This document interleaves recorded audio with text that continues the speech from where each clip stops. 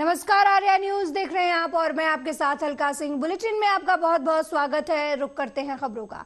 प्रधानमंत्री नरेंद्र मोदी ने असम के जोरहाट में लाचित बोरफुकन की प्रतिमा का अनावरण किया, साथ ही योजनाओं का उद्घाटन और शिलान्यास भी किया। इस दौरान अपने संबोधन में पीएम मोदी ने कहा कि काजीरंगा नेशनल पार्क की विशालता, उसकी प्राकृतिक सुंदरता को करीब से देखने और जानने का अवसर मिला। साथ ही पीएम मोदी ने बीजेपी की डबल इंजन सरकार की तारीफ की और कांग्रेस पर भी जमकर हमला किया। यहां आने से पहले मुझे काजीरंगा नेशनल पार्क की विशालता, उसकी प्राकृतिक सुंदरता को करीब से देखने का, जानने का अवसर भी मिला। काजीरंगा अपनी तरह का अनूठा नेशनल पार्क और टाइगर रिजर्व है। इसकी बायोडायवर्सिटी, इसका इकोसिस्टम हर किसी को आकर्षित करता है। काजीरंगा को यूनेस्को की वर्ल्ड हेरिटेज साइट होने का गौरव भी प्राप्त है। विश्व में जितने सिंगल हॉर्न वाले राइनो हैं, उनमें 70% हमारे काजीरंगा में ही रहते हैं। यहां के प्राकृतिक वातावरण में tiger, elephant, swamp dear, wild buffaloes और तरह तरह की वाइल्ड लाइफ देखने का अनुभव भी वाकई कुछ और है। ये हमारी डबल इंजन की सरकार का मंत्र रहा है। विरासत के संरक्षण के साथ ही असम की डबल इंजन की सरकार यहां के विकास के लिए भी उतनी ही तेजी से काम कर रही है। इंफ्रास्ट्रक्चर, स्वास्थ्य और ऊर्जा के क्षेत्र में असम ने अभूतपूर्व तेज गति दिखाई है। एम्स के निर्माण से यहां के लोगों के लिए बहुत सुविधा हो गई है। आज यहां तिनसुकिया मेडिकल कॉलेज का भी लोकार्पण हुआ। इससे आसपास के कई जिलों के लोगों को बेहतर स्वास्थ्य सुविधाएं मिलने लगेगी। असम के पिछले दौर पर, जब मैं पिछले दौरे पर आया था, मैंने गुवाहाटी और करीमगंज में 2 मेडिकल कॉलेज की आधारशिला रखी थी। आज शिवसागर मेडिकल कॉलेज का शिलान्यास किया गया है। यहीं आपके जोरहाट में एक कैंसर अस्पताल का निर्माण भी हुआ है। हेल्थ इंफ्रास्ट्रक्चर के इस विकास से असम और पूरे नॉर्थ ईस्ट के लिए स्वास्थ्य सेवाओं का एक बहुत बड़ा केंद्र यह हमारा आसाम बन जाएगा। साथ ही उनकी गाली के जवाब में पूरा देश खड़ा हो गया है। पूरा देश कह रहा है कि मैं हूं मोदी का परिवार, मैं हूं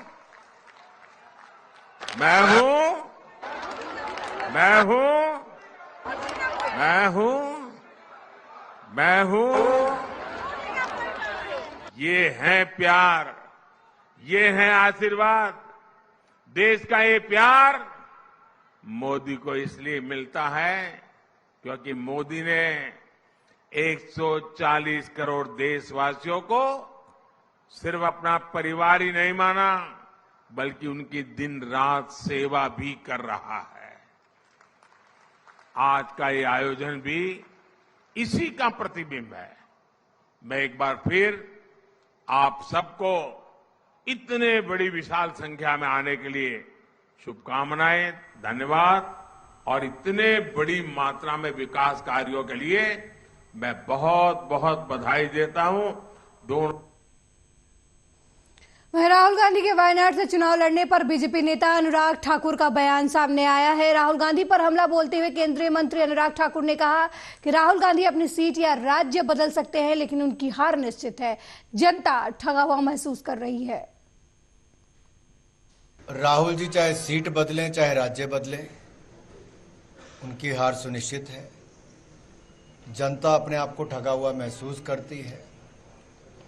उत्तर प्रदेश ने उनको पहले नकारा, उन्होंने भी उत्तर प्रदेश को नकारा।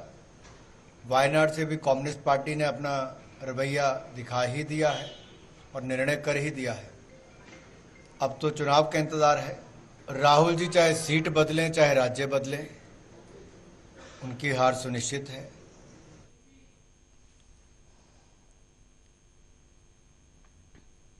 उत्तर प्रदेश के पूर्व मुख्यमंत्री और समाजवादी पार्टी के प्रमुख अखिलेश यादव ने कहा कि भाजपा घबरा जाएगी क्योंकि उन्होंने पीडीए, पिछड़े, दलित और अल्पसंख्यक के अधिकार छीन लिए हैं। कुलपतियों की नियुक्ति तो हुई, लेकिन उनमें पीडीए कितने हैं? कई जिले ऐसे हैं जहां पीडीए का कोई भी अधिकारी ऊंचे पद पर नहीं है। उन्होंने पीडीए परिवारों को धोखा देने का आरोप बीजेपी सरकार पर लगाया है।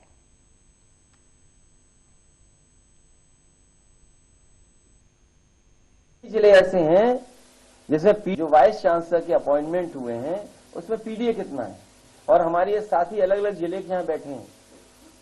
कभी गवर्नर हाउस से ये सवाल उठता था कि कौन पोस्ट हुआ है, कितने पोस्ट हुए हैं। कई जिले ऐसे हैं जिनमें एक भी पीडीए का अधिकारी कभी पोस्ट नहीं हुआ टॉप पोस्ट में। कई जिले ऐसे हैं जिसमें पीडीए का बड़ी पोस्टिंग पाया ही नहीं। तो ये तो केवल एक बात बता रहा हूं मैं आपको कि यूनिवर्सिटियों में जो अपॉइंटमेंट हुए हैं 34 में पीडीए है ही नहीं कहीं, केवल 4 पीडीए। और उन्होंने जिनको अपॉइंट किया है, अगर वाइस चांसलर अपॉइंट हो गए तो उन्होंने किसको अपॉइंट किया है उसकी सूची सरकार नहीं दे रही है। जो लोग 46 में 56 कहते थे, 46 में 56, उन्हें सूची देनी चाहिए कि नहीं देनी चाहिए? ये तो केवल मैं एक बात उठा रहा हूं अभी, एक कि वाइस चांसलर के अपॉइंटमेंट्स में सरकार ने सबसे ज्यादा धोखा अगर किसी को दिया है तो पीडीए परिवार को धोखा दिया है। क्या वो 69,000 के बच्चे किस मंत्री के घर नहीं गए बताओ? वो इसलिए उनके साथ अन्य। वहीं उत्तर प्रदेश के मुख्यमंत्री योगी आदित्यनाथ ने एनसीसी गोरखपुर में प्रशिक्षण अकादमी की आधारशिला रखी। इस दौरान सीएम ने कहा कि जीवन को अनेक क्षेत्रों में उत्तर प्रदेश जैसे राज्य में इस अकादमी का अपना महत्व है। उत्तर प्रदेश की आबादी का सबसे बड़ा राज्य है। उन्हें ये जानकर प्रसन्नता है कि उनकी राज्य के 56 से ज्यादा आबादी जो है 56% से ज्यादा आबादी कामकाजी है। जो आबादी अपने परिश्रम से देश के विकास में अपना योगदान दे रही है।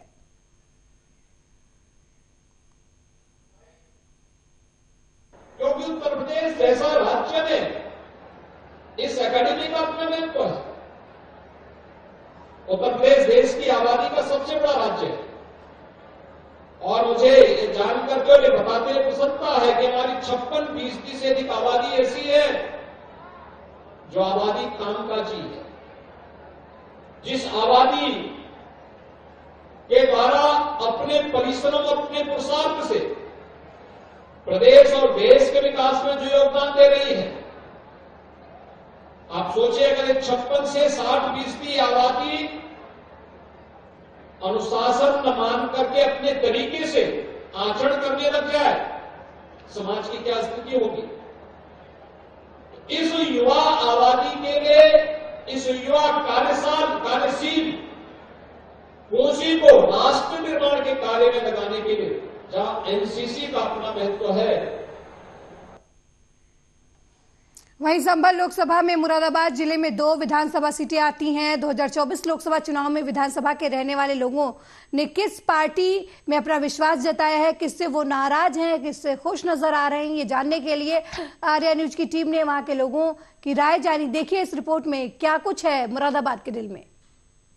क्या मानने हैं आपके इस तरह में इस समय चुनाव जो होने जा रहा है, क्या लग रहा है कि आने वाले समय में क्या लग रहा है? आने वाले समय में क्या जो होना है वो तो होगा ही होगा। क्या समय लगेगा हमारे? नहीं, जैसे सरकार तमाम दावेबाजी कर रही है, तमाम योजनाएं सड़क ग्रामीण स्तर तक, जमीन स्तर तक गई हैं, तो उनको लेकर वोट करेंगे या फिर कुछ और देखना चाहते हैं? हमें तो भाई किसान के नहीं, हम तो किसान लोग हैं। गांव भैया नंगला है हमारा, डिस्ट्रिक्ट रामपुर पड़ता है यूपी 22। और हम तो भाई हमें तो किसान के लिए चाहिए, हमें तो सुविधा काम चाहिए हमें किसान के लिए। और क्या चाहिए हमारे लिए? किसान तो तमाम आंदोलन कर रहे हैं, सरकार के विरोध में चल रहे हैं, तो क्या मानने हैं आप? हम तो किसी जिस तरीके से मामला चल रहा है, तमाम जो चुनाव होने वाला है, क्या लग रहा है आपको? क्या देख के वोट करेंगे? देखिए, मैं वोट देख के करूंगा युवाओं के लिए। युवाओं के लिए बहुत जरूरी है नौकरी, क्योंकि नौकरी अभी आपने देखा होगा पेपर लीक हो चुके हैं। यूपी के अंदर भी यूपी के अंदर मेरे सुनने में आया था, न्यूज़ पे देखा था कि इंटर के 2 पेपर लीक हुए थे, और ये पुलिस का एग्जाम हुआ था उसके पेपर लीक हुए थे। तो ऐसे पेपर लीक होते रहेंगे। अभी हरियाणा में भी पेपर लीक हुए थे, तो जिसके कारण युवाओं को बहुत परेशानी होती है। इतनी मेहनत करते हैं बेचारे, उसके बाद फिर पेपर लीक हो जाता, परीक्षा रद्द हो जाती हैं। तो उसके बेस पे हम बात करेंगे।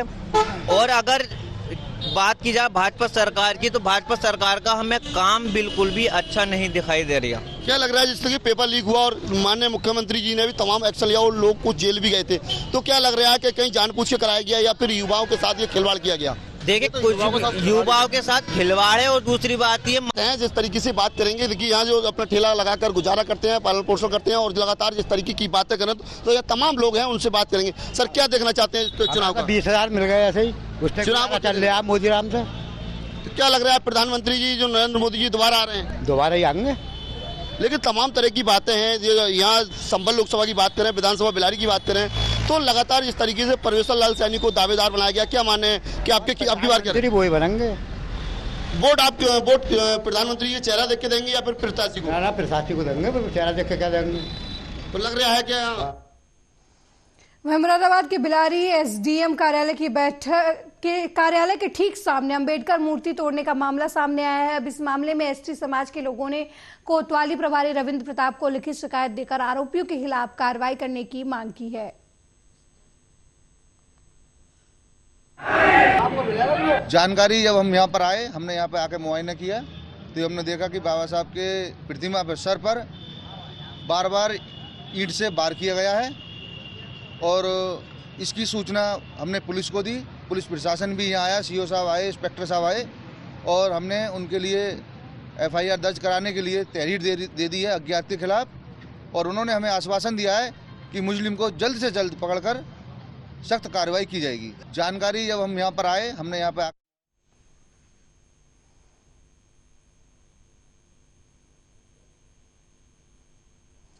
वहीं कांग्रेस के वरिष्ठ नेता सुरेश पचौरी और संजय शुक्ला के बीजेपी में शामिल होने पर केंद्रीय मंत्री गिरिराज सिंह ने कहा कि कांग्रेस अब डूबती हुई नैया है, और डूबती नैया पर कौन बैठेगा, इसलिए सभी लोग भाग रहे हैं। अच्छा, देखिए, कांग्रेस अब डूबती हुई नैया है, तो डूबती हुई नैया पर कौन बैठेगा? सब भाग रहा है कांग्रेस से। चाहे वो महाराष्ट्र से 2 लोग भाग गए, हर जगह से भाग रहे। इसलिए डूबती हुई नैया है कांग्रेस। पतवार जिनके हाथ में है उस पर भरोसा नहीं है कांग्रेस। मेरे साथ इस बुलेटिन में फिलहाल इतना ही। देश दुनिया की तमाम खबरों को देखने के लिए देखते रहिए आर्या न्यूज। नमस्कार।